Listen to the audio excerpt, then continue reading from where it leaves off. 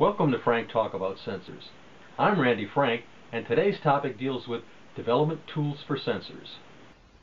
Once the domain of only microprocessors, microcontrollers, and digital signal processors, development kits for specific sensor applications have expanded rapidly in the last few years.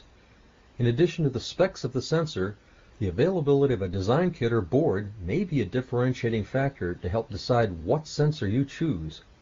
For example, one of the hottest areas for sensor development is touch sensing. And one of the newest offerings is Microchip's PIC-DEM Inductive Touch Development Kit. While this kit still uses Microchip's standard 8, 16, or 32-bit microcontrollers or digital signal controllers, it specifically targets the development of an inductive touch sensing applications. The kit includes a fully developed inductive touch board, complete with embossed metal front panel, source code, schematics, diagnostic software tool that helps designers to evaluate their application. Previously, Microchip already offered the M-Touch AR1000 development kit for resistive touch screen sensors.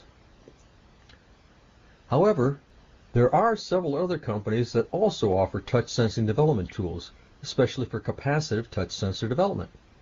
For example, Atmel's development tool for its QT100 or QT100A series and its QT1106 series are just a couple of the examples that they have.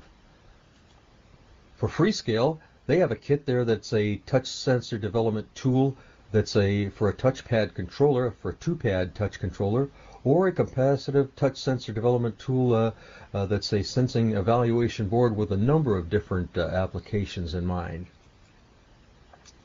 Silicon Labs has just a couple sensors that are shown here. They have even more on their website, but the TouchSense SK is a TouchSense starter kit there that's rather simple and straightforward. A more elaborate design is the CapTouchSense DC. STMicroelectronics is also another company that offers several touch sensing tools. Their capacitive touch sensor development board, shown in the upper left-hand corner, is for their STM-P1208S, and they have another one for it's a demonstration board for with sensing keyboards with buttons on it is actually as well in the upper right-hand side. Another tool is their development tool for a smart touch panel there. Certainly, touch sensors are not the only development kits. Others that you can find rather readily are for pressure sensing, image sensing, accelerometers, ambient light sensing, and CO2 sensor development kits. That's going to wrap it up for this edition of Frank Talk About Sensors.